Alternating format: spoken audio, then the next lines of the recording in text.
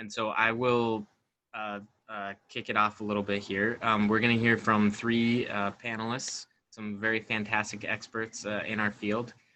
First, Simona Fischer. She's with MSR Design, a colleague of mine. She is a fantastic person and works a lot with, does her best for sustainable materials and really diving in deep to the nuts and bolts. So we're going to hear from her first. Alyssa, I don't work with her, but I assume that she's also a fantastic person and works with SALA architects. I invited, or as part of the process of invitation, I was really excited. We heard maybe a month or so, no, it's been longer than that, 6 months ago from Mark Sloot, who did a renovation project on York Avenue, and just hearing about the struggles or the issues that that couple faced with their renovation inspired us to kind of have this panel so that we could provide more information to folks, whether here tonight or as it's recorded and shared with the community. And then another fantastic person who is a substitute for an even also fantastic person, please forgive me if I butcher your name, but Ruweyda. She is with Precipitate Architects and they focus on passive house. Maybe, I'm not sure if she was involved with the Straw Bale Uptown construction project that happened. Their name is associated with that, and hopefully there's some really great projects that we can talk through. So this is really meant to, on the whole, kind of cover green strategies and topics for folks for building new or renovating, or however anyone wants to get into sustainable and green energy topics in the neighborhood. So without further ado, Simona Fischer. Hey, thanks for having me. I have some slides here, so I'm going to figure out how to share my screen and share slides.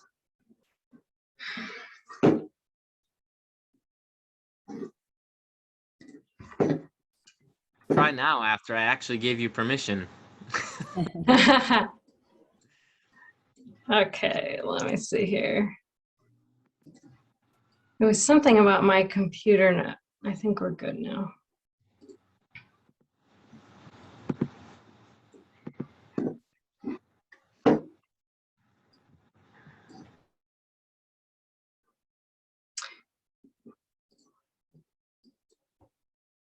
Yeah, okay. Thanks very much, Bjorn, for the invitation, and thanks all for having me here to speak with you. So I'm Simona Fischer. I'm an architect and a sustainable design director with MSR Design here in Minneapolis. And I want to chat a bit about sustainable design and then a bit about materials specifically. But first, I just want to offer a thought on why we're doing this, which is that given the current state of anthropomorphic climate change, frankly, we know we need to get better at sustainable design, and we know we need to get better quickly.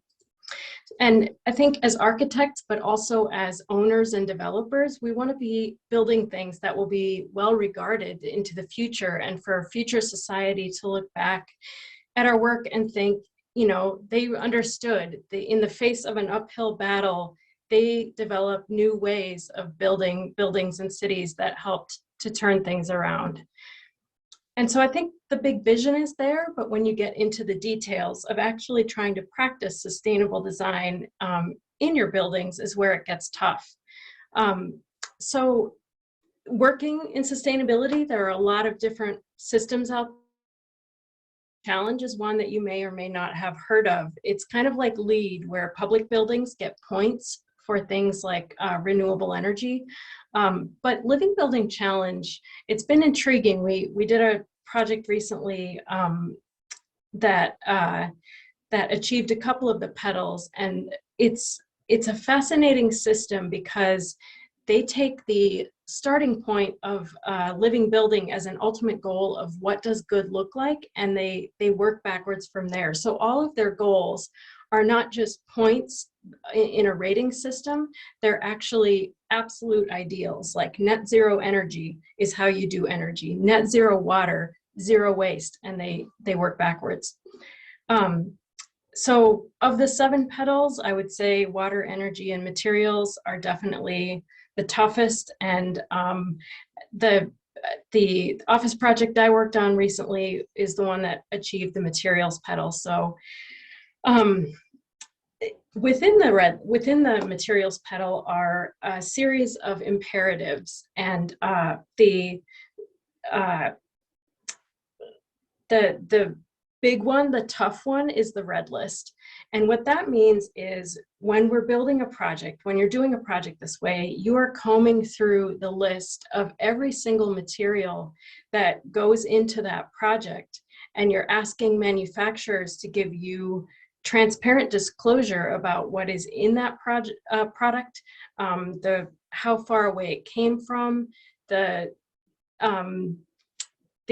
just all of the sourcing and that kind of information. And it turns out to be a really big challenge, because in this country, we don't currently have transparency requirements for ingredients and products. And that's partly because ingredients come from everywhere. It's a global supply chain. And the global supply chain is also tied to the embodied carbon footprint of a building when we think about materials. So under the Living Building Challenge, we also looked at embodied carbon, and it's one of the things you track. And what we discovered was that we were able to do better on embodied carbon when we focused on local materials, natural materials, less finished materials, and reducing petrochemicals generally. And also a big thing we thought about was the use of salvage material. So, you know, when we were, this project was our office. So when we were thinking about our move and new office, maybe buying new furniture, we realized that furniture was such an enormous embodied carbon footprint that we needed to reuse all of our furniture to keep that footprint down. And so salvage materials became a really big factor in how we were able to achieve a low carbon footprint on the project. One of the stories we like to tell is the marble counters in our kitchen. They were tearing out marble panels in a building down the street. Our contractor found out about it. This type of stone that it has a lot of adhesive and stuff on there usually doesn't get cleaned up. Oftentimes it just gets ground up for a road bed and that kind of thing. But we had it cleaned, and we found out we could have this amazing luxury material in our office that would not have been necessarily possible even to afford new. And that was through thinking about salvage. And also there was an element of thinking about salvage in terms of a more raw aesthetic in our space, and just featuring rough floors and rough ceilings and what was there. So the conversation about salvage turned out to be a really interesting thing. You know, there are a lot of consumer products out there that we think about that are really marketing this idea of pulling things like fishing nets out and making furniture and shoes. But I think the question, you know, we ask ourselves is like, how circular is this? What does circularity mean? Where does it go after that? Are we thinking about in our buildings not only where it came from, but where it might go in the future? And I think I want to bring this to the attention of this committee especially, and you may be aware already, Hennepin County is very seriously thinking about landfills, how to move forward with the concept of salvage. And they actually introduced 4 grants recently, building reuse grants and material reuse grants for both commercial and residential. So it's grants you can get, money for deconstruction, and it's also money for using salvage materials on your new built project. So it's something, I think it's tangible sustainability. It speaks to the essence of our brains that values conservation. And I think intuitively, we know that the best use of a wood floor is as a wood floor again. and rather than stories about recycling waste to energy where they're talking about burning it. So salvage, a big topic in LBC. And I think, you know, it was a really interesting experience. Just a note on salvage. It's a topic right now that's, we're forming some local working groups around the city around this topic, just because there's so much potential here in both a residential and commercial space to be reusing more things. So talk to me if you're interested in that topic in particular. So overall, Living Building Challenge materials pedal, Living Building Challenge generally, very interesting system, also very difficult and quite complex. And it led me to ask this question of, does sustainable design practice get any easier?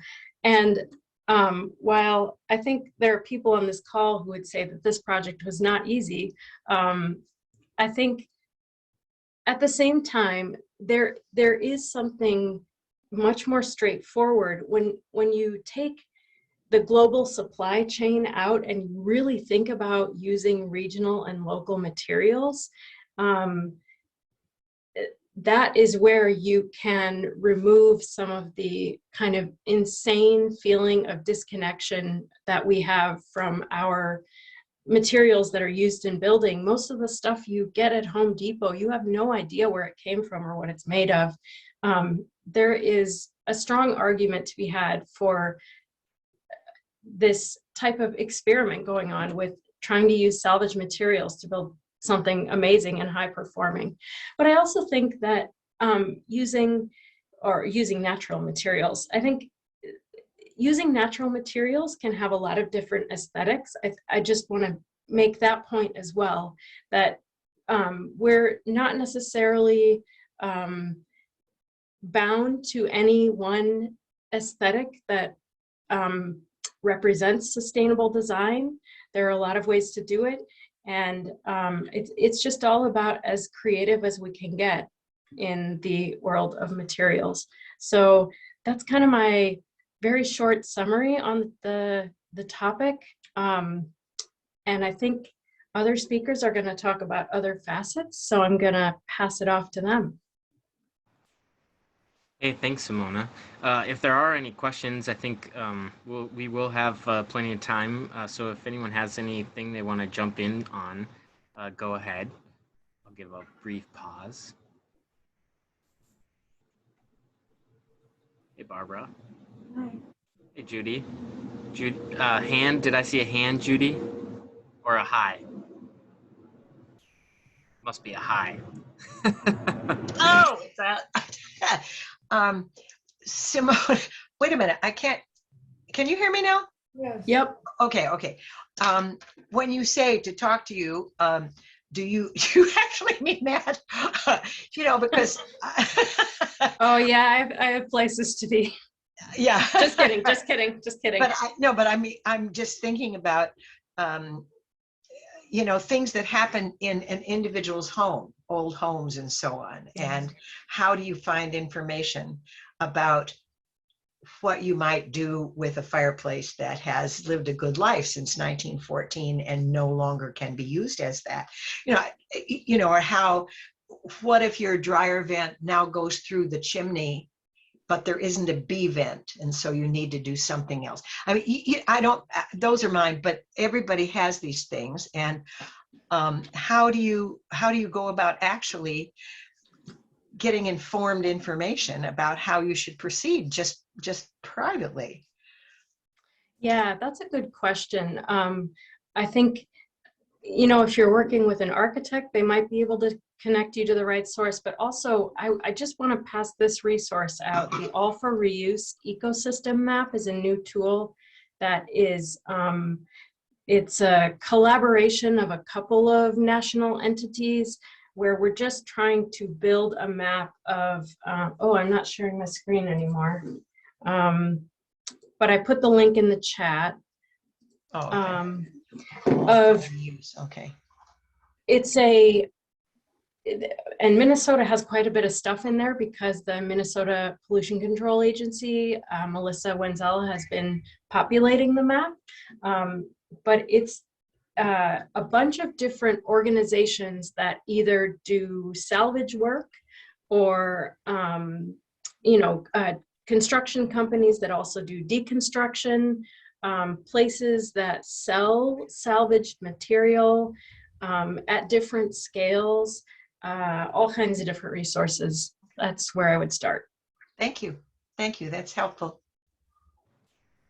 I would add too, I run across all the time. Like the other day, actually, I stopped on Wooddale Avenue to pick up a sink that was sitting in someone's construction site for reuse. But Nextdoor and Facebook and all the ways that people do their social media, that's a great place. Like people are creative and thoughtful, and will find you might be able to find a use there. So Okay. tapping into the neighborhood, tapping into people. Thanks. Thank you. All right. Well, thanks a lot, Simona, and I'm sure there'll be more questions and we can follow up as a group at the end here. I'll probably turn to Ruweyda next to talk about Precipitate architecture as well, and I believe kind of passive house focus. So I'm excited to hear from you and what you and Precipitate have been up to. All right. Thank you, Bjorn. Glad to be here today. Let me share my screen quickly. And in the meantime, Bjorn, Yannicka was the one behind Strawvale. And she's here today. Okay, so I'm here today to talk about Passive House, and I'm from a firm called Precipitate Architecture. We're located in the Twin Cities, and we focus on sustainability. And most of the projects that we do really revolve around Passive House. And so today's background is going to be about just the goals and what Passive House is, the different principles of Passive House, and we're going to look at 2 precedent studies that we have within the Twin Cities. And so just to start off, Passive House is a standard that reduces energy consumption from space conditioning through an efficient envelope. And it also embraces the power buildings possess and builds to meet a zero carbon future. When people first hear about Passive House, they usually think it's that it's strictly for single family homes, but that's not the case. It also extends to multifamily and commercial developments. And just to go through the different principles of Passive House, having a super insulated building will eliminate the thermal bridging, which leads to heat loss and condensation risks. And then also having an airtight envelope reduces the movement of air within the envelope and limits any outside air coming into the building. Energy recovery reduces space conditioning energy use and creates a balanced ventilation throughout the building. Having optimized and high performance windows and doors help reduce the heat loss that comes in through the glass around the areas. And so these principles of Passive House, they tackle the fundamental problems by eliminating carbon through energy efficiency, also protecting the health through ventilation. And so one of the main focuses of Passive House is occupant health and comfort, and that is best achieved by having an airtight envelope and continuous ventilation. Good boy. Looking at the 2 precedent studies that we have within the Twin Cities, we have West Side Flats, which is an apartment complex located in St. Paul. And it is the first building or multifamily unit in St. Paul to pursue a Passive House. And so the certification standard that we have in the US is called Phius, which is the Passive House Institute in the United States, and that's what it stands for. And so West Side Flats, the energy use for the yearly energy use is 17.2, which you can see over here. And that is like a really low number, which is pretty good. And we also have Hook and Ladder, which was the first Passive House building, multifamily building to be certified in the state and also in its climate zone, which is the 6A climate zone. And the interesting thing about Hook and Ladder is that there are two different apartments. And so you have the L-shaped one, which is a standard building, and you also have the back further apartment complex is the one that is Passive House certified. And so just looking at the energy use of typical homes within Minnesota. So this is a study done in 2015 of 51 different properties, which have an average of about 65 units in each building. And this is Hook and Ladder's energy use. And so you can see that the typical housing in Minnesota has like about 3 times more energy use than it does in Hook and Ladder, which is Hook and Ladder really went up with that one. Looking at the different costs, the cost difference between the passive building and the standard building within the Hook and Ladder site. So the unit cost was $163,750 for the Phius building, and the standard building was $163,995. And so the standard building is slightly more than the Phius building, which really, the reason that came to be is because there's an underground parking within the standard building.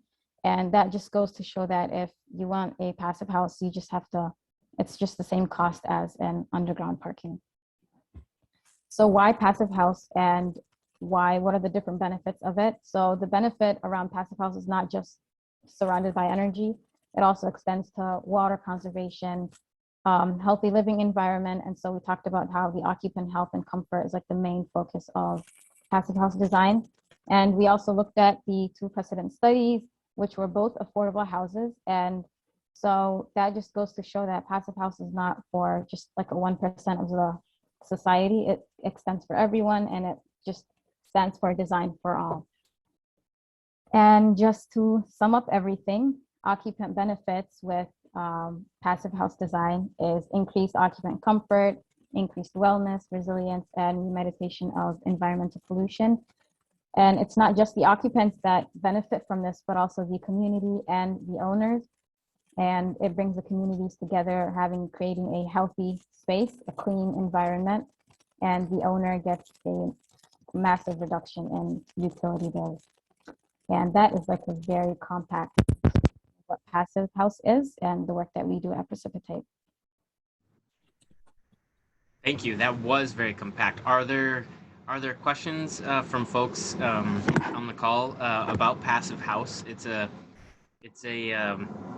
well, I guess just we've got a lot of people experts. I didn't realize that. I think all of you have CPHC as subscripts to your name, something like this. So if you want to know about passive house, this is the moment, I think, right now.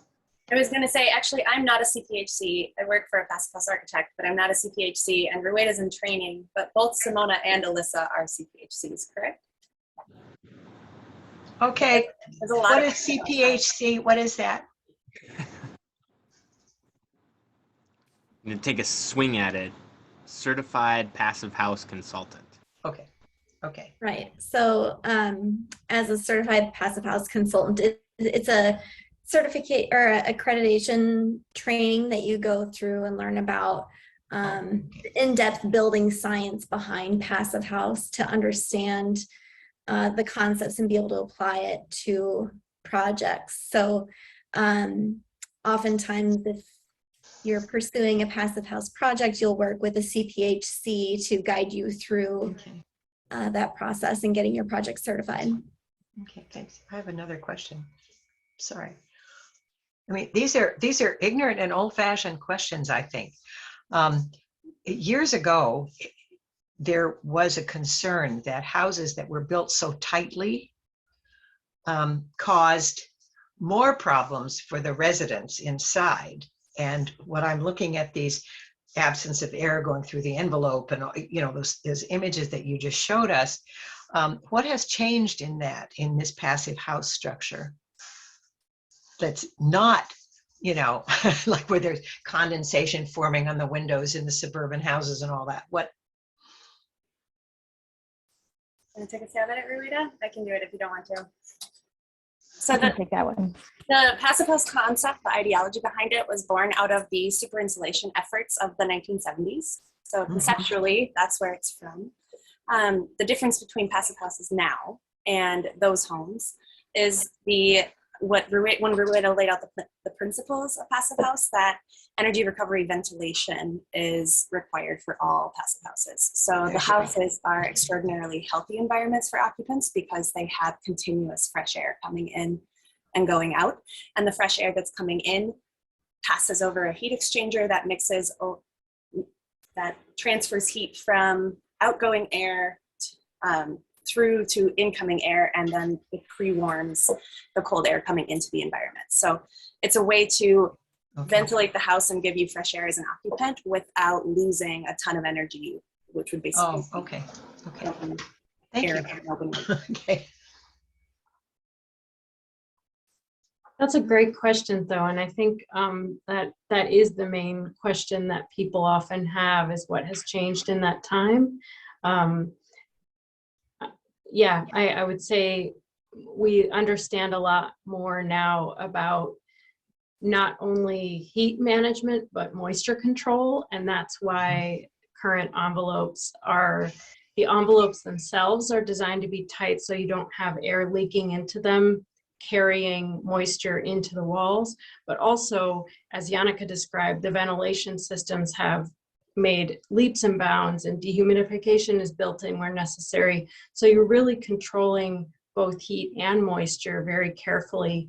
And yeah, you just don't have the condensation buildup, which killed houses when they first tried it. Right. Okay. Thank you. Thanks. I was going to ask, do any of you know the story of the house that's on Beard and 42nd, passive house there? John, I think it's John Brenda's house, if I'm not mistaken, but that currently they have all the sill flashing and all the kind of perimeters around all the windows ripped out, trying to figure out where things are happening. But that's kind of one of those examples of like kind of local context, anecdotal evidence that people need to kind of overcome or hear more about and understand in order to feel confident in super insulation and air tightness control that way. Multifamily. All right, there was a couple questions in the chat as well. I know that folks were eager to hear about cost comparisons between passive house and normal construction. I know, Ruweyda, your slides talked about hook and ladder, and essentially, if I heard correctly, you can change out passive house cost for underground parking or parking decks of that ilk. So there is some cost implication there, but there's a trade-off, an easy trade-off. Does anyone on the call have some insight as to passive house costs for single-family homes? We're working on a number of affordable projects right now that are going to be certified passive house, and collecting data from those when they go into construction to help bolster this conversation around what it really costs to do passive house and single family. The reason it's really hard to give an off-the-cuff response to that question is because it depends on a lot of different factors, on the scale in particular. So you can achieve passive house design and certification much more cost effectively the larger the building is, which is why it's a slam dunk for big multifamily affordable housing especially, but also market rate, provided the developer is going to hold onto the building after it's built. The single family side, because the energy targets get a little bit more stringent as the building gets smaller, it's a little bit more expensive. There's an increase in cost on the first day that you can't get around because you are paying for a thicker wall with more insulation in it. You're paying for high performance windows instead of code minimum basic windows. You're paying for hopefully what you were already paying for out the gate, but doesn't always happen, which is quality construction that goes along hand in hand with air tightness. And so if you're already doing quality construction at an above code level, the cost delta is not nearly as substantial. If you're talking about a code minimum house, then the cost delta is quite a bit larger. And keep in mind that even though passive house certification actually started here in Minnesota, the first certified passive house in North America is in Bemidji, which is north of there, which is kind of special. It's still not that common here, however. That was over 15 years ago. And so the more market adoption there is, the more the cost comes down. And we're seeing a lot of really exciting interest in it now, more so than ever before. And so it is becoming more ubiquitous, which makes it more, certainly less scary for contractors. And when contractors are less scared, then they don't have as much contingency added into their construction budgets. So we're trying to address and tackle this increase of first aid costs for passive houses from a lot of different mechanisms, one of which is using city funding for city funding programs for gap funding for both the design and the increased first day cost of passive houses to try to get more of these on the ground. And it's working. We've got a number of different projects on the boards and under construction right now. And there are more people doing this than ever. But we do still need we need like mass adoption if we're going to solve the climate crisis. And this is kind of the tool that we use to solve the climate crisis in architecture. So that's why we're excited about it. I think that the other thing though that you have to talk about if you're talking about how expensive passive houses are to construct is how little they cost to operate. And the point at which the lines cross of first day cost and operating energy costs, so utility bills, depends again where that cross happens depends on the scale of the building. So it's not always like it's a 12-year payback. It's not always the same amount of time because it depends on so many factors. But they cost so little to operate these buildings that you're going to, as long as you're holding on to the building for a number of years, you're going to see that turnaround pretty quickly. And so if you're a developer who's interested in holding on to your buildings, if you're a neighborhood organization who sees multifamily projects come through your zoning and housing committee, for example, that are asking for variances and things, it's a technology, it's an ideology that applies to every scale of architecture. And it's something that we can ask for as a city. And people know how to do it. There's lots of us out there. And it's kind of like the easy button is how I'm looking at it for the new construction solving the climate crisis. So we get really excited about it, but we need more. Awesome. Thanks a lot, Janek. I butchered that actually for sure. So I'll make 2 points just to help add on to that. Is first, it's being done in other countries, in particular in Europe.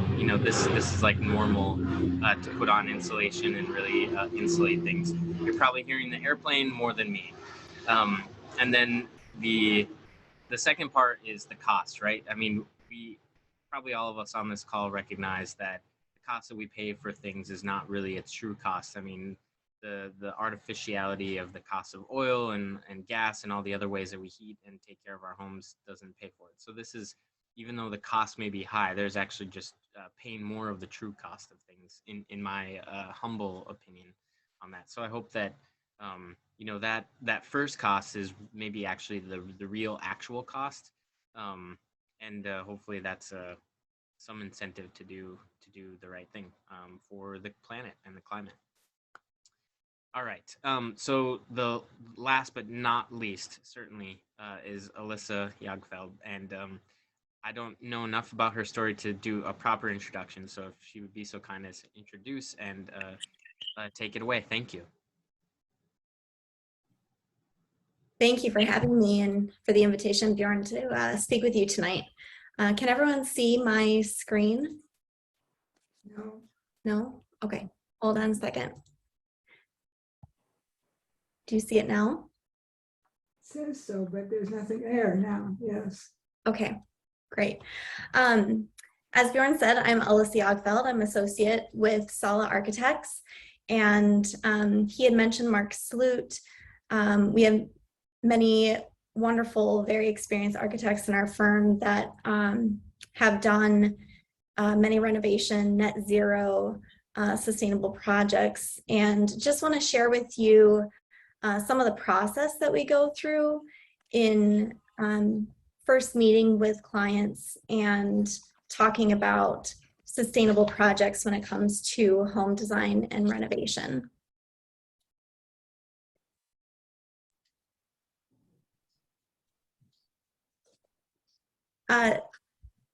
This will piggyback a little bit on what Simona was talking about, and you'll hear often in sustainability that the most sustainable project is the one you don't build. You know, the most sustainable car is the one you don't drive. But we know that's not realistic. We know that things age, they need to be repaired, they need to be taken care of. Our lives don't stop, and there are a lot of ways that we need to house ourselves, clothe ourselves. It's part of our society and the way that we live. So although SALA also does new construction, and we do a lot of new construction, tonight I'm going to focus on sustainable renovations. And I think this is really important for neighborhood groups. You see a lot of activity in your neighborhoods, projects going up, renovations, buildings coming down. And the renovation really capitalizes on energy that's already been spent. So the embodied energy and carbon, all that energy that's been spent on a home that's existing, how can we best retain that energy and best take care of that, but yet to improve it and make it a place that people want to live in and cherish and retain in our communities. So we're going to go through a few steps here that you see. We think that this also, in a community, remodel projects help to build the economy by spending more of the dollars and the money spent on renovations for people and their labor versus buying all new materials and starting from scratch. So just another benefit to remodel projects. First thing we do when we meet with clients and looking at a remodel project is really setting the goals. And when Yannicka was talking about wanting to keep costs low for things like passive house and doing net zero projects, one of the really imperative things is to start with these goals from the beginning. The sooner that you have these goals, the easier time you will have keeping those costs down and being able to evaluate your design decisions and how they affect your costs. So along with energy targets, maybe it's a certification goal, whether it's passive house or LEED, zero energy ready homes. There are so many out there. Simona mentioned Living Building Challenge. These are all targets and ways that we can use these tools to improve our buildings, which then also improve our lives because they are healthier, more sustainable buildings. We also define our project goals by setting both quantitative and qualitative measures. So not just how much energy do we want to commit to, like how much do we want to reduce by, but also how do we want it to feel, the comfort and the beauty and these other qualitative measures that also make existing housing stock something that you want to retain and improve. So the next, we always want to start by assessing what's there for an existing home that is often with an energy audit or some sort of existing homes assessment. You'll get a report on how well your building does compared to efficient houses and inefficient houses, and also help you identify ways that you get improvements in your home. So understanding where your leaks are, understanding how your windows, your doors are performing, understanding if there are moisture issues. These are all things, indoor air quality, these are things that the energy audit and homes assessments will do for you. So after we know where we're starting and we know the project goals, we get into the design. This is the really fun and exciting part of our work as designers. And with this slide, I'm going to focus not so much on the interior or visual and the beauty of design, which is certainly a big part of it, but thinking about sustainability, the energy, the indoor air quality, and how along with the visuals and the things that everyone gets excited about seeing, there's, you know, the spreadsheets and the numbers behind studying, okay, how is this house going to perform? How do we want it to perform? Can we model that? So it's really a back and forth iterative process with the design and, you know, the numbers and what do we want this building to do for us. Once we come up with a design, then we're ready to submit. And this is where your neighborhood committees often get involved. You see projects come through all the time with hardships or variances that they're asking for. A lot of the existing older homes are currently non-conforming. They were built non-conforming to lots. So when I say that, you know, there are setback requirements for front yards, side yards, backyards, and a lot of times the existing homes don't meet those setback requirements. So when submitting a project, especially when it's a renovation and we want it to be high performing, whether it's passive house or something else, we are often adding exterior insulation to the outside of a home. So putting a blanket or a winter coat around the home. And this requires a variance to get through the city process in order to get a building permit. And so I know that there have been plenty of people having conversations around whether or not to have exceptions for these variances. And we think that it's something for specifically this type of renovation that is really needed. Oftentimes when you have to go through the variance process and ask for that, it adds a lot of time and it adds a lot of cost.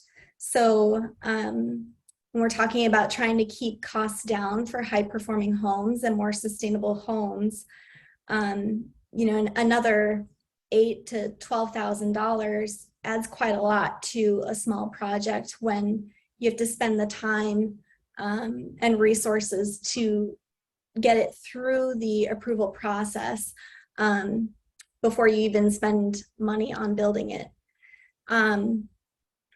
So this image here, you can see an existing footprint on the top, and the blue outline on the bottom was that exterior insulation that was added that we needed to get a variance for. This was for the net zero Victorian home, I believe.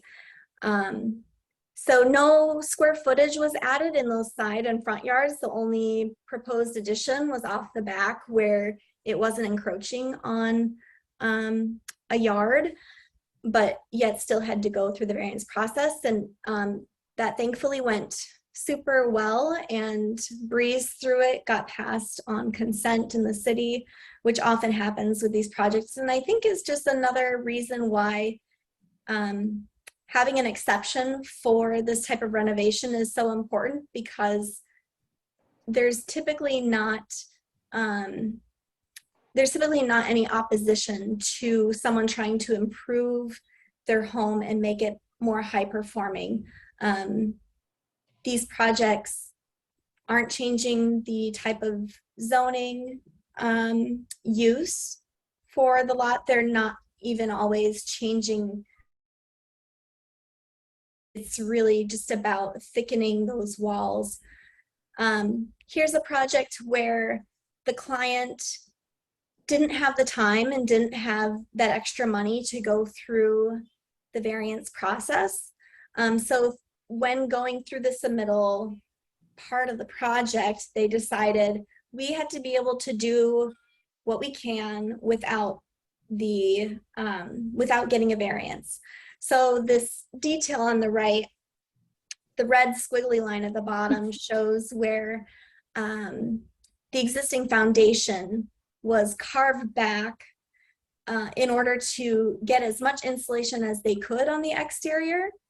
And of course, this is studied with an energy model and making sure that we're doing the right things and making the right decision. But ended up only being half of the amount of insulation they would have preferred to add to their home in this renovation. So next step, building it, another very exciting part of the process and something we love to walk around and see going on in our neighborhoods and communities. You can see this is the Net Zero Victorian home by Mark Sloot. And on the left is the initial home that was being renovated. And you can see through the few images in the middle, the ways that that exterior is expanded to give more space for that insulation. And the result is a beautiful home. Doesn't look, it's beautiful, but as far as the volume and the presence, it's really not that different. It's not changing the character of the neighborhood. And something to keep in mind for when we're trying to get these renovations to be handled by right instead of having to go through the lengthy process. Just would help encourage people to make that decision to keep the home, do the right thing, and hopefully ends up with less tear downs and new builds. So one of the last steps we never want to forget after building to evaluate, test, verify. These homes are often have high HERS index. They can be appraised for higher values. You can see this graph on the top right. If it's net zero, the energy use balances out to being zero or even net positive. So really something that needs to happen if we're going to meet our climate change goals.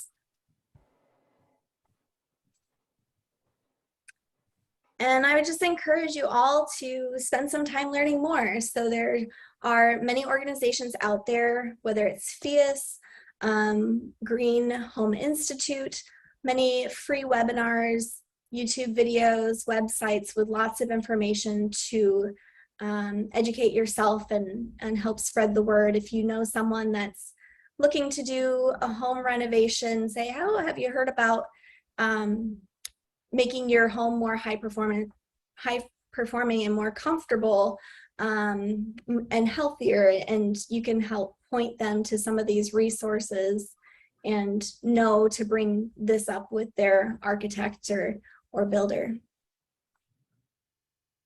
So thank you. Awesome. Thanks, Alyssa. Are there any questions from the audience as to sustainable renovations or any of the material that Alyssa's talked about? Come on, Judy. No, just kidding. I was just sorry. thinking about that.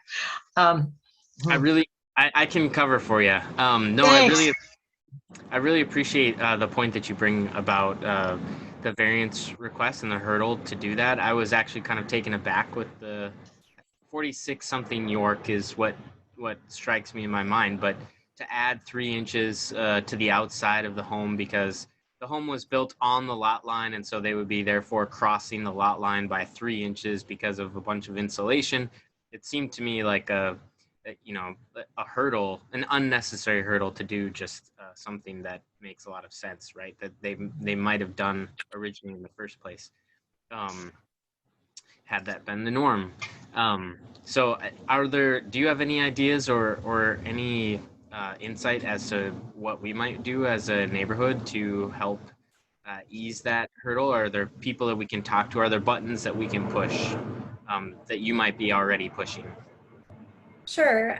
I think things you can do, certainly talk with your city council members and, our local government.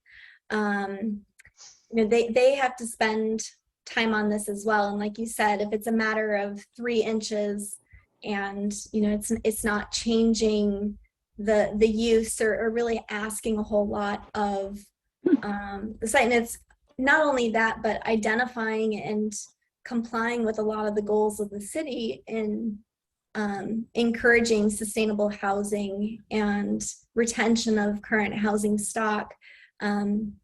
It's just a matter of having those conversations with your local government, city council members. When you see a project come through your housing committee being encouraging, which I know that you are, and being appreciative of people bringing high performance projects into the neighborhood. Yeah, absolutely. Thank you. It kind of struck me, at the beginning of the meeting, we talked about mature existing trees and saving trees. But then when it comes to building, there's almost a different attitude, right? And if we thought of our existing housing stock the same way that we thought about all these beautiful mature trees that we have, might we think of it much differently? Might we come to very different solutions? So kind of reiterating that point of reuse as a really beautiful opportunity for all of us. Bjorn, you've disappeared. Hey, Judy. Hi. I'm really asking this question of you, but also of the speakers. Do you believe, especially with renovations, that the changes in the zoning that have happened through 2040 have eased that process for individuals, or have they only eased it for developments?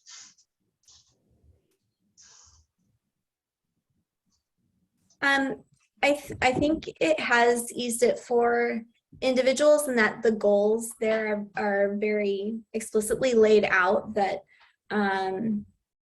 should your project be trying to attain these goals and it's aligning with the city, then staff will often recommend projects be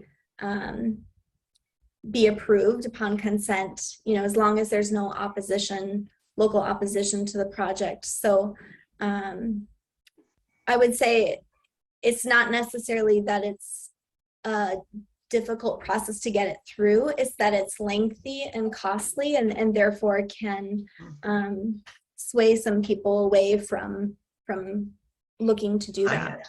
Yeah, because I think on this committee, we've seen a lot of the strangenesses of historical non-zoning in Linden Hills, from retaining walls to, not to mention insulation, because we've had so many things that have come through that have to do with rules regarding retaining walls that are falling apart and doing, all these other things. And the things you're talking about are much higher scale than that, but they would still take the amount of time. And, so that's interesting. Thank you. I'm just wondering how you all perceive those changes that have been made, dramatic changes in the zoning laws with the 2040 plan, how they are impacting your work in sustainable housing or sustainable buildings and passive buildings and things. Have you seen any change in that through the 2040 plan? I can offer that we have our first market rate passive house projects on the boards because of 2040. So that's a pretty significant sea change, and it's really exciting. If you may be aware, because you're housing and zoning folks, but so sorry if this is redundant, but affordable housing multifamily is a slam dunk for passive house certification, like we mentioned, in part because the developers are required to hold on to their buildings as part of being an affordable housing subsidized developer. And so they'll hold on to their buildings between 12 and 20 years, sometimes longer, depending on how they're structured. And that's significant because they care about reduced operating costs, so they can recoup some of the increased first day cost. In contrast, market rate development often happens in a series of silos where the folks developing will immediately, day one, turn it over and sell the project. Not inherently a problem, other than you can't get those people to care about anything other than first day cost increase. So historically, we haven't seen a lot of market rate passive house interest until 2040 hit the books, and now we're working on them. And so I think it's changing a lot, and it's making things from the city's perspective, from city staff's perspective, a lot more clear as to what the guidelines are supposed to be and when they're supposed to recommend for approval or not, which in theory should make things easier for us on the design side as well. Okay, interesting. Yeah, interesting. Thank you. I have to tell Alyssa that I have the honor of having a SALA designed tuck under garage in a rental house.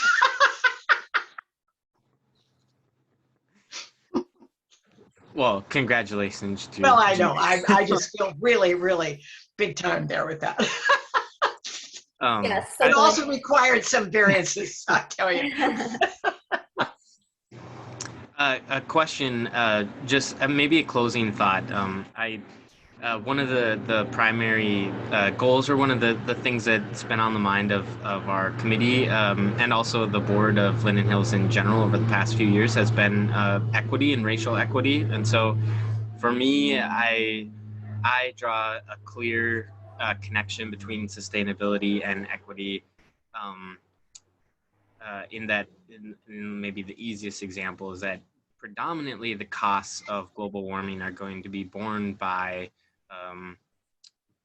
disproportionately across the globe. And while we may be feeling a little bit of heat now, tomorrow, there's other places in the world that are being flooded, displacing populations, and all the other things. So to me, global warming and climate has a huge equity impact. But I'd be curious from the rest of our panelists if they have any insights or thoughts about how sustainability and equity may be intertwined, or just go off rails and talk equity that way too. I'd be curious to hear thoughts on that.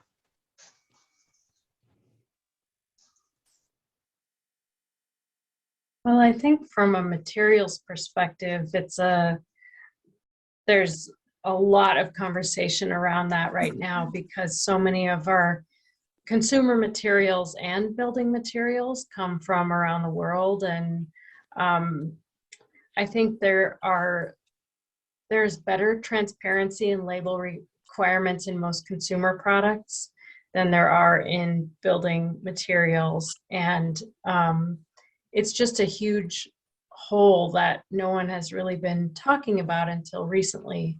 That I think it just serves as one more kind of reminder to think about how to keep things local, and a lot of what's local is gonna be harvesting from what's there for a while.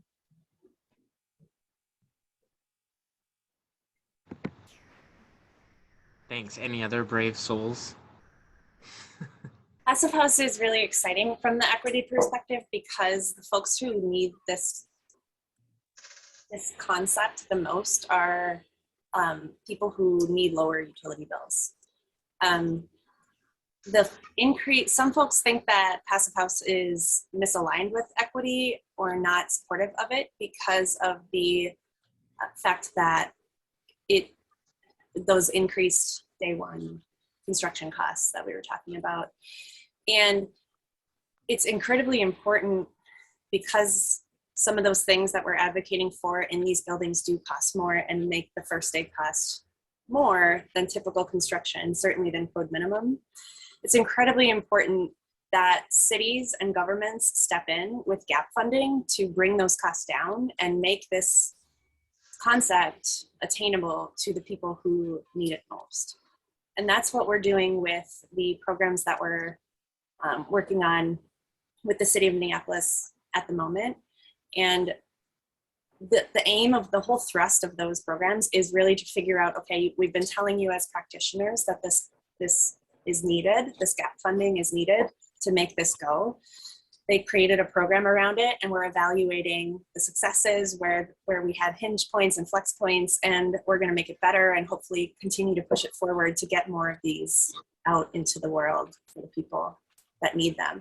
The thing that I always like to bring up with regard to Passive House and the solving the climate crisis and approach to equity is that the most, apart from the lower operating costs are for, needed by low income folks the most, and that's what this basically does. This creates healthy low operating cost environments.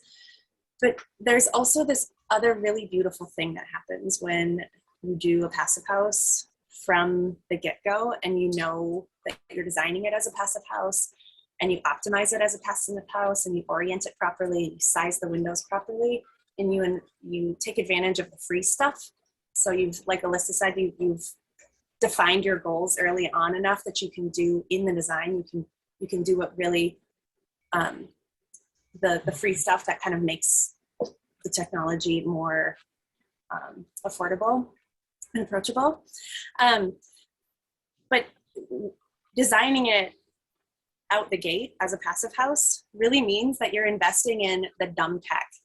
You're putting the passive strategies and all of the design inertia into the things that live with the building, instead of the things that are based on technology that have lifespans that are much shorter than the building's lifespan. And so if there's a power outage, or if there's a brownout, or if there's something that happens as a result of the climate crisis in a wildly erratic environment that we have, that we're living through, the house itself and the people living in it are more insulated from it if it's a passive house that was designed as a passive house from the get-go, and not just as a net zero energy project, which is also a good concept, but you can become a net zero building without any passive strategies, and that's fine. But then when your solar panels go down, then the building is just a leaky building. So applying the passive house strategy and methodology at the right time in the design process really also speaks to equity. Doesn't that also have to do with what Simona's been talking about the use and sourcing of materials? I mean, as part of that, it would seem that those things really go together. But I've also been thinking about, Simona, as you talked about the a need for a change in what is good and what is beautiful by reusing materials. That's very different. When you look at that building or that office that you were showing, the beams are not finished, they're not covered. I mean, they're finished, but they're not covered. The walls look different. All of these signs that we are used to of what is really nice are changing with what you're sourcing, and that is just fascinating to think about. Yeah. Awesome. Alyssa, do you have any comments? Otherwise, I would thank you all.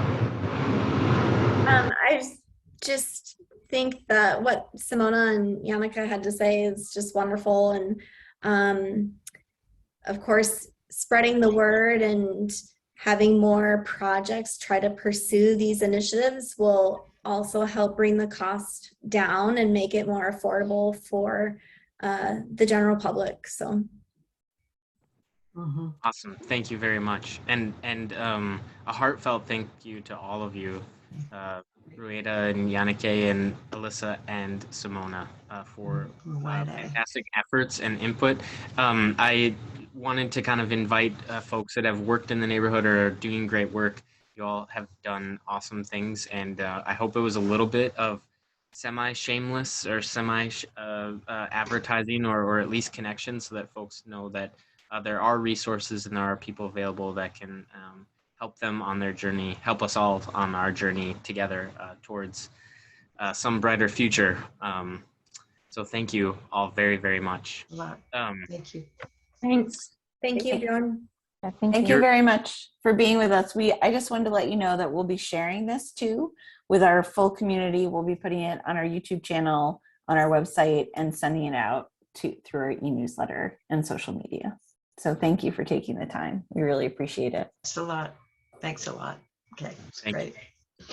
You're welcome to stay on if you really like to, I guess, but this is now the third part of the show where things get very entertaining. And we talk about retaining walls, which comes up a lot. Thank you for having us. Have a wonderful Thank evening. you. Thank you. Yeah, Yep. bye-bye. Thank you all. Have a great night. Bye. All right. So I will start.